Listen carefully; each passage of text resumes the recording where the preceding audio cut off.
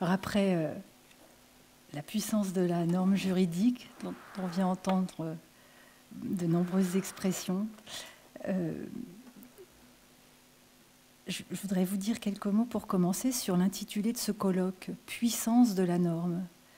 Dans l'intitulé de ce colloque, on a à la fois des puissances au pluriel et puis on a la norme au singulier.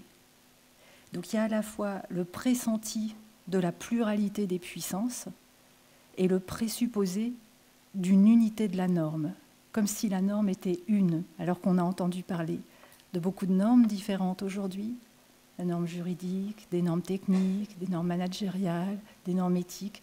La norme est multiple et pourtant, le titre du colloque, c'est « Puissance de la norme ». Donc pour commencer, je voudrais vous dire quelques mots sur la pluralité des puissances, puis sur l'unité de la notion de norme qui nous rassemble tous dans la différence de nos spécialités, de nos implications professionnelles, et puis faire le lien avec la densification normative qui est extrêmement fort. Le titre du colloque n'a pas été choisi en lien avec les résultats de la densification normative la recherche n'était pas terminée. Et vous allez voir, les définitions auxquelles on arrive de la densification normative sont extrêmement corrélées à l'intitulé de ce colloque. Alors d'abord, la pluralité affirmée des puissances de la norme. Ça ne prétend pas du tout être exhaustif, mais j'en ai discerné 4. La puissance de la norme, c'est d'abord la puissance du terme norme.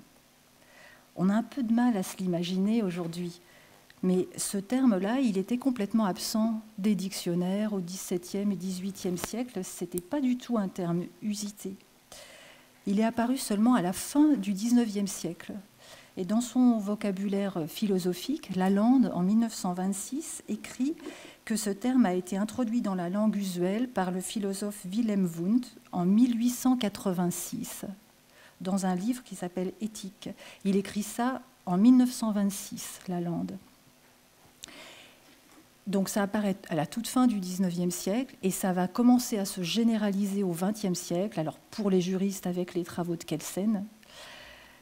Et c'est un mot qui a connu une expansion fulgurante, si bien qu'aujourd'hui, le terme norme, il est omniprésent dans notre vocabulaire. C'est un terme de notre quotidien, pas seulement quand on est juriste ou quand on travaille en sciences sociales, mais c'est un terme du quotidien pour nous tous.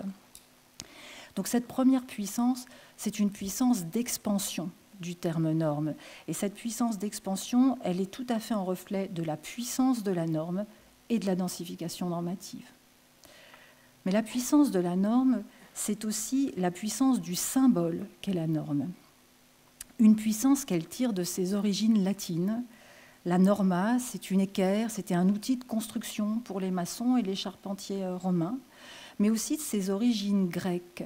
Norma, ça vient de gnomona, l'accusatif de gnomon, qui désigne l'aiguille du cadran solaire, le cadran solaire lui-même, voire un instrument astronomique formé d'une tige verticale et qui projette l'ombre du soleil et qui permet de déterminer la hauteur du soleil à l'horizon, comme un obélisque par exemple. Un obélisque, c'est un gnomon, et c'est la racine de norma aussi.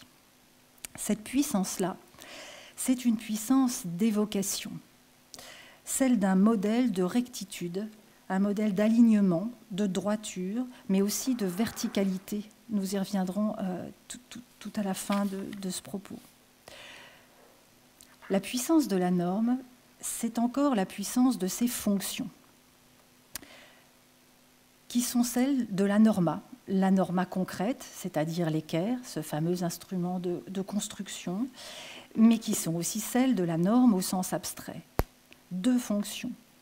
La fonction de permettre le tracé des lignes droites, des angles droits, ou tracer des lignes de conduite quand il s'agit d'une norme abstraite. Et la fonction de permettre la mesure, vérifier qu'une ligne est bien droite, qu'un angle est bien droit, vérifier une conformité. Cette puissance-là, c'est une puissance opératoire, fonctionnelle, c'est une puissance d'orientation et de mesure qui est inhérente à la norme. La puissance de la norme, c'est enfin la puissance de ses effets. Autrement dit, la puissance d'un instrument de notre rapport au monde. Les chiffres, les nombres sont aussi un instrument de notre rapport au monde. Les techniques et la norme, c'est un instrument qui a une puissance de normalisation et de contrôle. Une puissance qui est destinée à nous servir, à nous permettre de maîtriser notre monde, mais qui peut aussi finir par se retourner et finir par nous asservir. Elle a cette double potentialité dans ses effets, la norme, qui peut donc devenir une puissance d'aliénation. Voilà pour les puissances au pluriel. Mais le titre de ce colloque, ce n'est pas seulement les puissances au pluriel, c'est aussi puissance de la norme au singulier. Et dans ce titre, il y a une unité donc présupposée de la norme. Donc comme une invitation à la dégager de manière synthétique, la norme. Ça présuppose que par-delà la diversité des normes, on puisse saisir la norme dans son unité. D'abord, par-delà la diversité de nature des normes, qu'il s'agisse des normes juridiques, des normes techniques, des normes managériales, des normes éthiques, des normes sociales et bien d'autres encore. Mais aussi par-delà la diversité des expressions de la norme. Parce que nous utilisons les uns et les autres ce terme pour désigner des choses différentes. On peut la comprendre, la norme, je puise une partie de ce qui vient là, mais pas tout, mais 4 des termes de ce qui suit, c'est dans le dictionnaire philosophique Lalande, quand il donne des équivalents, des synonymes du terme norme. On peut comprendre la norme comme une règle. Pour beaucoup de juristes, c'est d'ailleurs synonyme, norme et règle. Donc la loi, un principe, ce sont des normes.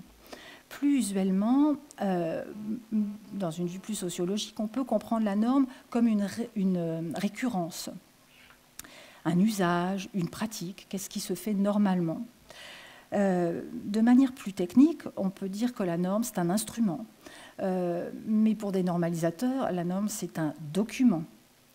Plus concrètement encore, un signe ou un signal, comme un panneau stop, c'est de la norme, concrétisée dans ce signe. La norme, ça peut aussi être un idéal. Les canons de beauté, c'est une sorte de norme, au sens d'un idéal. Donc ça fait beaucoup d'expressions différentes.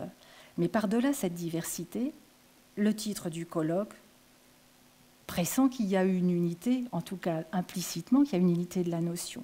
Or, il se trouve que pour traiter de la densification normative en général, il a aussi fallu mettre au jour ce substrat commun à toutes les normes. Parce qu'on ne peut pas parler de la densification normative des normes en général si on n'a pas une conception un peu unitaire de la norme pour se comprendre entre gestionnaires, sociologues, juristes. Or, les juristes, quand vous leur demandez ce que c'est qu'une norme, souvent, ils vont définir la norme par ses caractères. Ils vont vous dire que c'est une règle obligatoire, générale, sanctionnée. C'est ces caractères qui font la norme. Mais si on fait ça, alors on ne peut pas avoir un langage commun avec tous ceux qui travaillent sur les normes, si on définit la norme par les caractères de la norme juridique. Ce substrat commun à toutes les normes, quelle que soit leur nature, quel que soit leur mode d'expression, on peut le voir à la suite de théoriciens du droit dans des travaux qui ont maintenant, dont les premiers remontent à une trentaine d'années. On peut les voir dans le fait que la norme, quelle que soit sa nature et quelle que soit son expression, constitue un modèle, constitue une référence. Ça, c'est un dénominateur commun de toute norme. Ce modèle peut être un document, une norme technique. Ce modèle peut être un principe très abstrait, mais il y a toujours cette idée de modèle, de référence qui est commune. Et ce modèle, il peut donc être très abstrait, un idéal, ou très concret, un panneau de stop. Alors, venons-en maintenant à la densification normative et au lien avec l'objet de cette journée. Quel lien y a-t-il entre les puissances de la norme et la densification normative? Ce lien, il apparaît très clairement quand on regarde la définition à laquelle on arrive à l'issue du travail dont vous voyez la concrétisation, la densification ici, sous la forme de ce gros livre bien dense. Quand on voit la définition de la densification normative qui ressort de ce livre. Et avant de partager avec vous cette définition, je voudrais vous dire quelques mots sur la manière dont nous y sommes parvenus, parce que ça vient éclairer le fruit de ce travail. Donc quelques mots sur notre recherche collective. La densification normative, telle qu'on la comprend aujourd'hui après 2 ans de travail collectif, donc mise au jour par 70 chercheurs de 22 universités en tout, dont une grande majorité de juristes. Il y a une sociologue et 2 gestionnaires dans notre projet. On est content qu'elles soient là. C'est les prémices de liens possibles, de recherche commune et transversale, mais majoritairement, ce sont des juristes qui ont créé ce livre.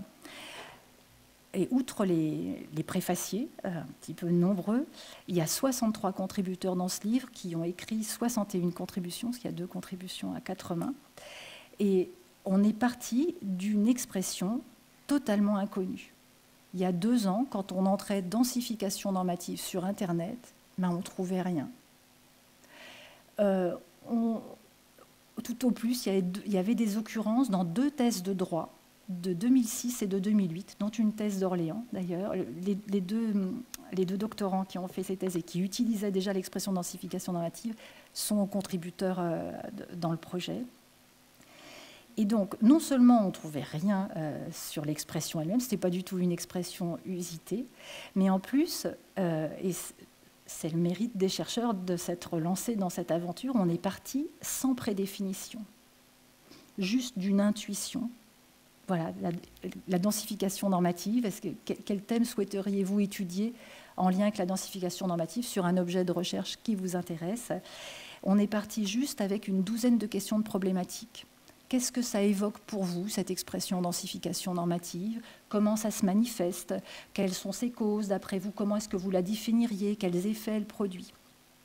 Après 2 ans de recherche, la synthèse a permis de dégager des lignes de force qui traversent tout le thème. Et la densification normative, elle s'est révélée dans un premier temps comme un nom mis sur un processus d'évolution du droit, qui permet donc de saisir la dynamique d'émergence, de transformation des normes juridiques, qui nous permet de mieux comprendre le droit en mouvement. Et le livre aurait pu s'arrêter là. On aurait rempli notre contrat, comme on l'a fait quand on a fait la force normative. Quand on a travaillé sur la force normative, on s'est arrêté là.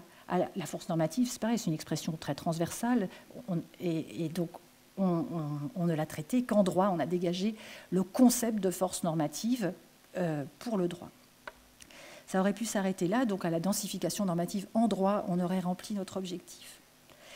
Mais la conclusion du livre, elle va au-delà, dans sa 2e partie. La première partie, elle montre l'unité du processus de densification normative pour le droit. Mais dans sa 2e partie, elle jette les ponts des découvertes qui sont issues du travail des juristes vers la densification normative en général. En fait, quand je me suis mise à écrire la conclusion, j'ai senti que ce n'était pas possible d'arrêter juste à la densification normative en droit. Parce que pendant tout ce temps de travail, j'avais été très attentive aux manifestations de la densification normative socialement, dans mon quotidien, dans les discussions que j'avais avec toutes sortes de gens qui n'étaient pas juristes. Et en fait, je me suis rendu compte que tous les professionnels ont des exemples de densification normative à donner dans des milieux extrêmement différents, qui travaillent dans le monde de l'hôpital, dans le monde de l'entreprise. On a tous beaucoup d'exemples de densification normative, pour peu qu'on soit attentif à la question des normes. D'où la jonction donc, avec le colloque d'aujourd'hui, la jonction qui apparaît très, très clairement avec les résultats de notre recherche, et notamment avec la définition de la densification normative qui est issue à la fois du travail des juristes, mais aussi de cette compréhension élargie de la densification normative à l'échelle sociale. En fait, il ressort de la synthèse. La synthèse, c'est ce qui vient avant la conclusion, donc la synthèse, elle concerne juste le droit. Il ressort de la synthèse que la densification normative, on peut la définir. Oui, j'ai oublié de vous dire qu'il y a quand même, on est parti sans prédéfinir le sujet, mais il y a une chose sur laquelle on s'était mis d'accord, c'était le premier terme de définition de la densification normative comme un processus. Et c'est d'ailleurs le sous-titre de notre livre, « Découverte d'un processus ». Donc on s'était mis d'accord là-dessus qu'on allait travailler en termes de processus, ce qui n'est pas usuel chez les juristes. Les juristes, quand ils voient ce qu'est le droit positif, ils vous exposent l'état du droit à un moment donné, c'est l'état actuel. La densification normative nous amène à voir le droit dans sa dynamique. Et donc ce qui ressort, c'est que la densification normative est un processus de croissance de la normativité. Un processus qui est à l'œuvre de la plus petite échelle de la norme et même en amont de la norme, je ne vais pas rentrer dans ces détails-là, mais de germes normatifs, à des échelles extrêmement vastes de champs normatifs tout entiers. Le champ des normes de gestion, le champ des normes juridiques, à l'échelle d'une seule norme. Donc si on le prend à la plus petite, au niveau micro, la densification normative, c'est le processus par lequel cette norme prend forme et force. Autrement dit, c'est un processus créateur, la densification normative. Les juristes diraient en termes techniques un processus normateur. Un processus par lequel une norme émerge, se déploie, se renforce, se transforme, étend son champ. C'est un processus de croissance de la normativité par lequel cette norme va gagner en normativité, c'est-à-dire en capacité à constituer une référence, à constituer un modèle.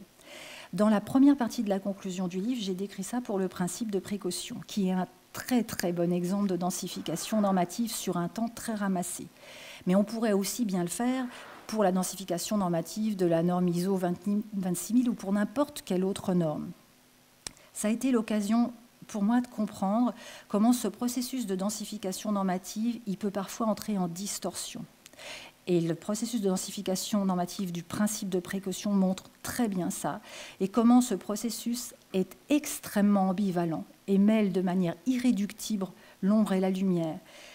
Ce n'est pas quelque chose que je vais vous développer maintenant parce que je pourrais vous en dire quelques mots si vous êtes intéressé par la densification normative du principe de précaution après. Mais compte tenu du temps de cette conclusion, j'ai choisi de vous parler plutôt de la densification normative à l'échelle des normes au pluriel pour relier à l'objet de la journée.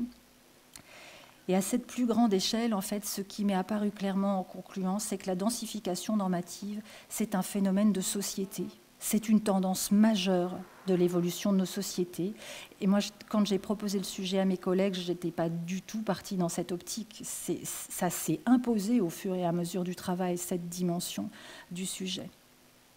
À cette échelle, on peut la définir comme un processus sociétal global, par lequel les normes montent en puissance, d'où le lien avec l'intitulé du colloque, et montent en puissance à l'échelle de la société tout entière.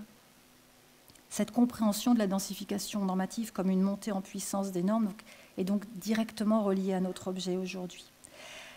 Un des apports de la recherche de ce gros livre, c'est de montrer qu'il s'agit là d'un processus scientifiquement identifiable et techniquement mesurable. Parce que finalement, quand on est un peu attentif à notre monde, à notre société, le fait que les normes montent en puissance, c'est une évidence. Enfin, si on s'intéresse à la question des normes, c'est une évidence pour beaucoup de monde. Ce qui ressort du livre, c'est que cette évidence, ça peut être un objet scientifique. C'est possible d'en faire une mesure, un diagnostic. Alors bien sûr, tout ça, c'est des hypothèses. C'est la toute fin du livre, c'est la deuxième partie de la conclusion. Ça ouvre des grandes perspectives de recherche pour l'avenir, puisque grâce au travail collectif des juristes notamment, il a été possible de dégager des marqueurs de densification normative. 7 marqueurs qui sont autant de signes de densification normative. Ces marqueurs, ils sont formulés dans un langage non juridique pour que ça puisse être un instrument transversal qui nous serve tous, qu'on soit juriste, gestionnaire, sociologue, et qui puisse servir donc pour toutes sortes de normes. Et grâce à eux, on va donc pouvoir observer la densification normative des normes techniques, des normes comptables, de n'importe quel type des normes juridiques. L'ensemble de ces marqueurs va nous donner un outil de diagnostic précis Et je vous propose d'appliquer ces marqueurs maintenant aux normes techniques, puisqu'elles ont été très à l'honneur aujourd'hui, mais on pourrait le faire pour les normes juridiques. On peut aussi le faire pour une seule norme, hein. Ces marqueurs, ils fonctionnent aussi pour le principe de précaution, pour n'importe quelle norme, hein. Et donc là, pour les normes techniques. En fait, sous l'angle de la densification normative, il m'a semblé assez significatif que beaucoup de contributions à ce colloque portaient justement sur des normes techniques. Et d'ailleurs aussi significatif que les contributeurs au livre, à part une sociologue, qui sont des juristes, personne n'a proposé sur les normes techniques. Nous, nos étudiants, ils ne savent même pas ce que sont les normes techniques. Ça ne fait pas partie on n'étudie pas ça en droit. Pendant longtemps, les juristes les ont tenus en grand mépris, en fait, hein. Alors maintenant, on se dit que c'est du droit souple, et c'est des évolutions récentes pour les juristes de commencer à les prendre en compte. La normalisation technique, elle s'est développée sous sa forme moderne à partir des années 20 dans le monde de l'industrie. Et désormais, elle modèle et elle régit des pans entiers de l'activité humaine et exerce une emprise croissante sur nos sociétés. Ce faisant, c'est vraiment un exemple très spectaculaire de densification normative. Pour amorcer de s'en convaincre, on peut tout simplement aller sur le site de l'AFNOR. Alors sur le site de l'AFNOR, je ne sais pas s'il y a encore, parce que j'ai cherché à le retrouver et je ne l'ai plus revu, il y avait à un moment un petit diaporama, 24 heures 24 heures dans la vie des normes, quelque chose comme ça, qui montrait la vie d'un être humain lambda, voilà, et une journée qui commençait à 5 heures du matin et qui se terminait à minuit, et toutes les heures, il y avait toutes les normes techniques qui étaient mobilisées à chaque heure du quotidien d'une personne.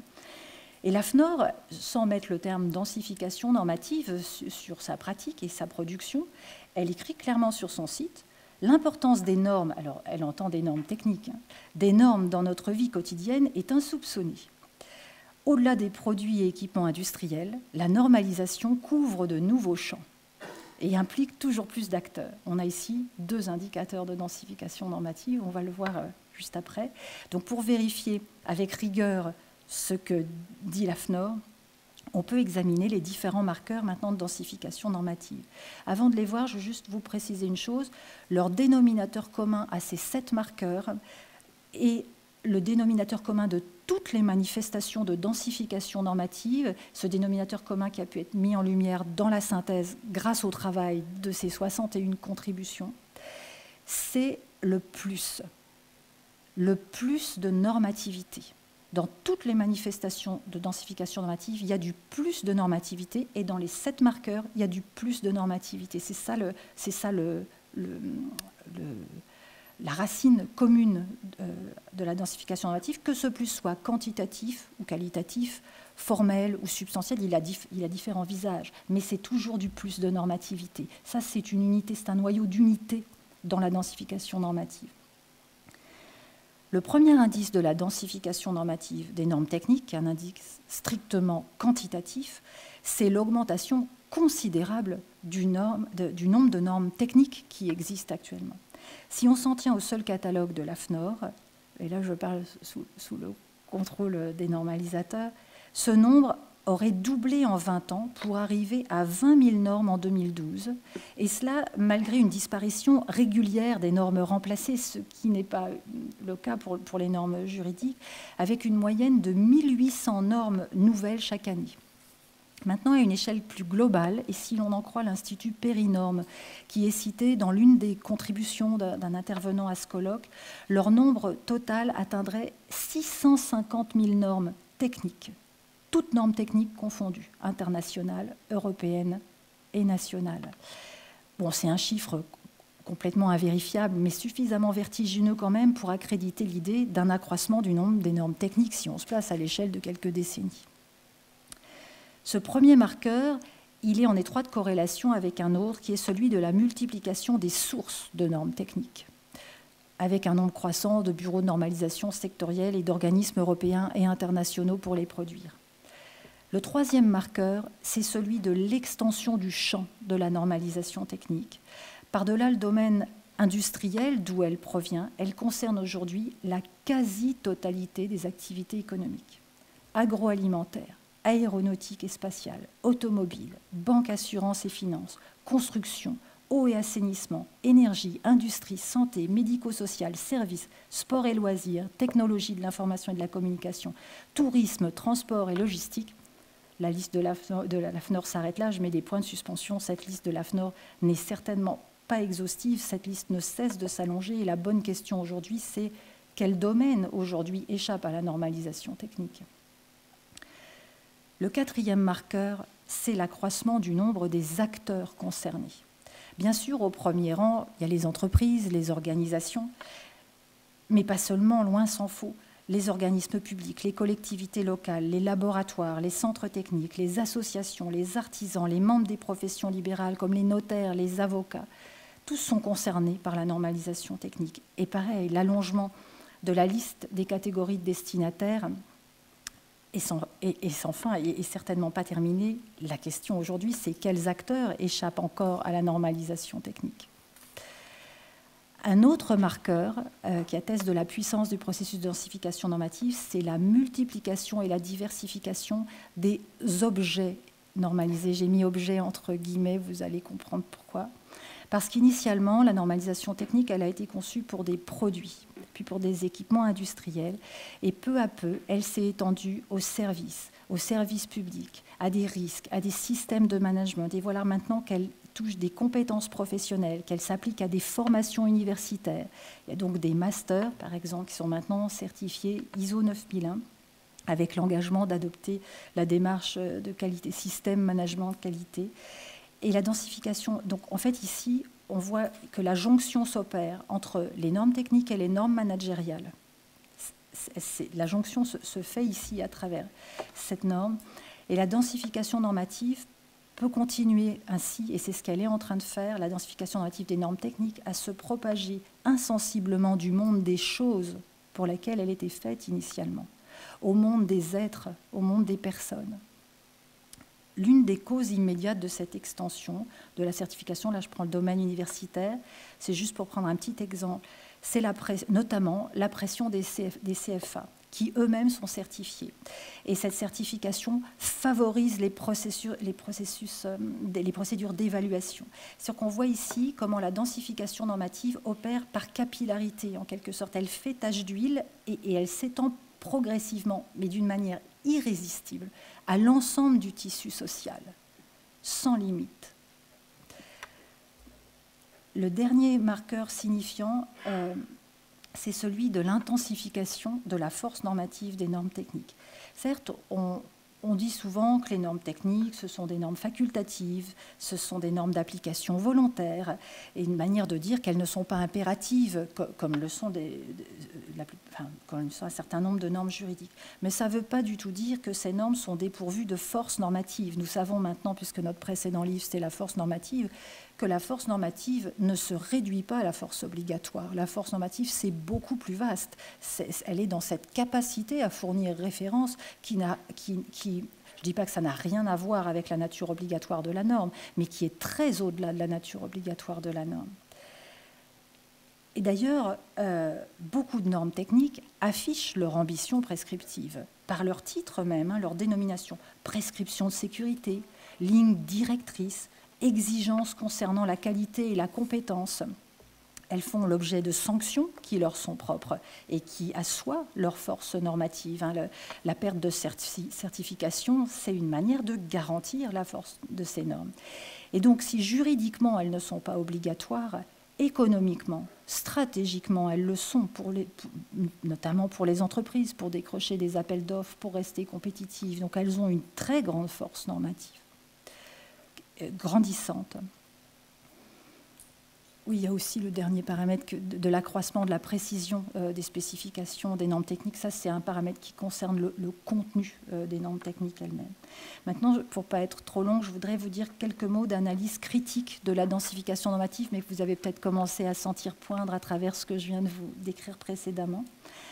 On a vu que la densification normative, donc, c'est un processus de croissance de la normativité, de montée en puissance des normes. Je vous propose 3 idées pour développer une vision globale de ce phénomène et une réflexion critique. je vous précise que j'ai apporté dans le petit carton qui est là en bas pour ceux d'entre vous qui sont intéressés une copie sans les notes de la deuxième partie de ma conclusion. Non, c'est peut-être pas pour maintenant, mais pour... donc, première idée, la densification normative forme un seul et même processus global, nourri de toutes les densifications normatives qui sont actuellement à l'œuvre. Le truc, c'est qu'on voit la densification normative de notre porte, là où on est. Alors, en tant que juriste, on voit la densification des normes juridiques et elle a de quoi nous occuper totalement. Mais on peut voir la densification normative des normes techniques, comme on vient de le voir, mais on peut le faire pour toutes les normes, pour tous les types de normativité. Et cet intitulé de notre livre « Densification normative », c'était l'invitation, mais que je n'ai pas compris au démarrage, et heureusement, je pense que sinon, je ne sais pas si je me serais lancée là-dedans, mais qui s'est imposée à moi quand j'ai fait la conclusion, de voir la densification normative dans toute sa transversalité. Donc, il s'agit de la densification de la normativité du droit, pour commencer. La densification normative des lois, mais aussi la densification des normes souples, qui vient de recevoir la consécration du Conseil d'État dans sa terminologie, mais c'est le constat d'un phénomène qui est déjà là, hein. C'est pas une création du phénomène. Il y a de plus en plus de normes souples, donc non obligatoires, non sanctionnées, et pourtant dotées d'une grande force normative, comme les recommandations par exemple. C'est aussi la densification normative de l'éthique, de la normativité sociale par différents biais, la densification des normes de gestion, des normes de management, des normes techniques, et puis toute la densification des normativités invisibles. Alors, je n'avais pas prévu de faire un long développement là-dessus, mais en regardant la fiche qui a été faite pour le colloque que vous voyez là avec ces petites cases à cocher, cette affiche est remarquable d'intuition sur ce qu'est la densification normative. Cette affiche, elle nous montre que la normativité, à travers les cases qu'on nous demande de cocher, elle est présente dans des dispositifs où il n'y a pas de normes explicites, mais c'est une normativité qui est embusquée, qui est invisible et qui est présente dans notre quotidien sans qu'on s'en rende compte. Le signal, le bip sonore insupportable quand vous décrochez votre ceinture de sécurité dans des voitures un peu récentes, hein, c'est de la norme, c'est de la norme sensorielle, c'est pas de la norme qui dit son nom, hein. Le radar pédagogique qui vous dit que vous roulez à telle vitesse, c'est de la norme très individualisée. C'est une densification normative par rapport au panneau, le panneau qui, lui, exprimait une norme générale. Les technologies sont de grandes pourvoyeuses de densification normative sans qu'on s'en rende compte, hein, c'est très bien pensé. Et donc, toutes ces normes, elles interagissent et elles viennent alimenter un processus plus global de densification normative. C'est un processus de grande ampleur qui est mu par sa propre dynamique. Et à un moment donné, c'est la deuxième idée que je voudrais vous proposer dans ce recul critique, il se peut que ce processus devienne pathologique, c'est-à-dire qu'on rentre dans une prolifération, dans une distorsion. Et dans ce cas-là, c'est une hypothèse que j'ai développée dans ma conclusion et que je vous soumets. La densification normative peut devenir une vraie voie de déshumanisation. Poussée à l'extrême, en effet, elle peut rentrer dans une sorte de caricature. Tout à l'heure, je vous ai dit qu'il y avait dans la norme deux fonctions, qu'on retrouve dans toute norme, une fonction de direction et une fonction de mesure. La caricature de la fonction de direction des conduites, c'est ce qu'on pourrait appeler les rails normatifs, c'est-à-dire des dispositifs dans lesquels la personne se trouve prise et dans lesquels elle n'a pas d'autre choix que de suivre les rails. Un exemple emblématique est fourni de ces rails normatifs par la densification managériale qui est à l'œuvre sur les centres d'appel, sur les plateformes téléphoniques. Quand les conseillers téléphoniques que vous avez, quand vous téléphonez sur ces centres d'appel, ne sont pas vraiment en train d'échanger avec vous, mais en train de lire des process qui s'affichent à l'écran et où la voix de ces personnes n'est que la voix de la machine, en fait. Ça, c'est un exemple de rail normatif où il n'y a plus d'espace pour la liberté, pour la créativité de l'interlocuteur, mais juste pour énoncer, pour dérouler le process qui s'affiche. Je vous donne un autre exemple là, où vraiment on est au sommet de la caricature d'une jeune femme que j'ai entendu interviewer il y a quelques mois sur France Culture, qui travaillait sur une plateforme d'une mutuelle. Et cette jeune femme, quand elle expliquait, donc elle avait fini par quitter son travail. Elle avait atteint vraiment le seuil de l'insupportable, mais tant de gens vivent ça au quotidien et subissent ça au quotidien. Elle avait, quand elle voulait quitter son poste de travail, il s'affichait à son écran 4 cases et elle devait cocher la bonne case. Je pars, je vais faire une pause, je vais faire une photocopie, je vais faire pipi. C'est ça les rails normatifs. La deuxième caricature, c'est la caricature de la fonction de mesure de la normativité. C'est ce que moi j'ai appelé dans la conclusion la démesure de la mesure, qui nous est montrée par la considérable densification en quelques années des pratiques d'évaluation. Tous les domaines de la vie sociale sont concernés. Et certains parlent du nouvel ère de l'évaluation généralisée de tout et de tous. Et ça va jusqu'à l'évaluation maintenant des tout-petits, dans les premières sections de maternelle. On est rentré dans une culture de l'évaluation. Alors pour certains, dans une épidémie de l'évaluation, dans une obsession de l'évaluation, dans une folie évaluation. Mais ça fait partie, il y a une sorte d'incorporation. Et au point, un livre est sorti il y a quelque temps qui s'appelle « Évaluez-moi », qui montre à quel point nous subissons cette généralisation oppressante de l'évaluation et combien nous l'appelons en même temps de nos voeux, combien nous en sommes pourvoyeurs. Le sous-titre du livre, c'est « L'évaluation, les ressorts d'une fascination ». C'est sur le monde du travail, mais c'est plus général. La densification normative caricaturale en distorsion, c'est aussi un risque de démesure de la fonction de contrôle, de la fonction de surveillance qui nous amène vers la généralisation des sociétés de surveillance et de contrôle qui ont été développées notamment par Gilles Deleuze dans son travail. Mais là, on entre de plein pied avec la densification normative en distorsion dans cette compréhension-là. La troisième idée, et dernière idée pour ce recul critique sur la densification normative, c'est que la propension densificatrice mise en lumière par la densification normative, cette propension est sans limite et sans direction, sans sens.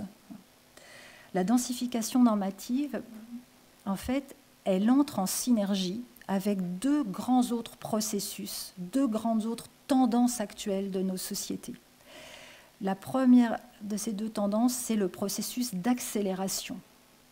Ce processus d'accélération, il a été mis en lumière notamment par les sociologues allemands de l'école de Francfort, c'est le travail d'Armut Rosa, qui montre comment tous nos systèmes sociaux, nos vies sociales, professionnelles, personnelles sont actuellement en accélération. Nous sommes de plus en plus sous la pression de l'urgence, et c'est-à-dire avec de plus en plus, non pas dans la réflexion, parce que l'accélération et l'urgence chassent la possibilité de réflexion, mais dans le réflexe, pour aller de plus en plus vite. Ça, c'est une grande tendance lourde de l'évolution de nos sociétés actuellement. Et l'autre grande tendance, c'est le développement technique et technologique exponentiel. Et il y a une synergie entre ces trois tendances, la tendance à l'accélération, au développement des technologies et à la densification normative. La densification normative est considérablement servie par le progrès technologique et elle accélère considérablement nos existences. Les trois s'auto-alimentent mutuellement. Alors il faudrait, voilà, c'est la fin du livre et ça mériterait certainement beaucoup plus que ce que je peux vous en dire maintenant. Mais ce qui fait qu'on est maintenant dans une sorte d'omniprésence croissante des normes. Notre espace social est saturé de normes. Je ne sais pas jusqu'où on va pouvoir aller, mais on est vraiment on est dans ce mouvement d'un resserrement continu de ce que les juristes dans ce livre appellent le maillage normatif, qui gaine, qui enserre nos activités et dont les mailles du filet se resserrent progressivement. On parlait d'étau normatif, du carcan des normes, si on continue dans cette métaphore. Mais c'est un processus qui est difficile à penser globalement, en raison notamment du découpage disciplinaire. Comme on est chacun spécialisé sur un type de norme, ou qu'on est chacun aux prises avec un seul type de norme, c'est difficile d'avoir une vue globale de tout ça qui est à l'œuvre.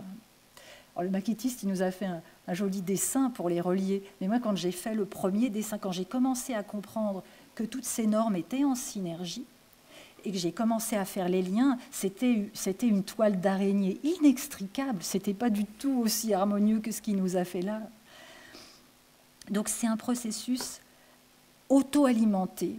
Et moi, je dirais que c'est un processus aveugle. Ce n'est pas un processus qui sait où il nous emmène. C'est un processus qui s'alimente de lui-même. Il y a des mécanismes, alors à l'aide des 7 marqueurs qu'on a vus précédemment, qui sont à l'œuvre pour toutes ces normes confondues, mais qui ne sait pas où il va. Il n'a pas un sens, au sens où il n'a pas une direction où il nous emmène. Et moi, ce que j'ai senti en faisant la conclusion, c'est que c'était un processus sans limite. Parfois, le droit peut arriver à mettre une limite quand on atteint la dignité humaine, mais c'est un processus qui est en train de coloniser tous les champs de la vie sociale et de saisir tous les objets, de saisir les êtres sans limitation, et qui nous emmène vers une société hyper normée, ultra rationalisée, au service de logiques d'efficacité et de rentabilité dans laquelle l'homme est censé s'adapter aux normes. Il y a un stade où c'est plus les normes qui sont faites pour nous, c'est nous qui nous plions à la pression des normes pour satisfaire aux normes. Et donc en conclusion, je dirais que la norme, elle est dotée d'une grande puissance créatrice. Puis il y avait des puissances au pluriel dans l'intitulé, c'est-à-dire qu'elle est dotée d'un effet puissamment modeleur et mesureur sur la vie sociale. Mais sa puissance, elle peut aussi être parfois destructrice et déshumanisante, de ce que j'ai évoqué précédemment.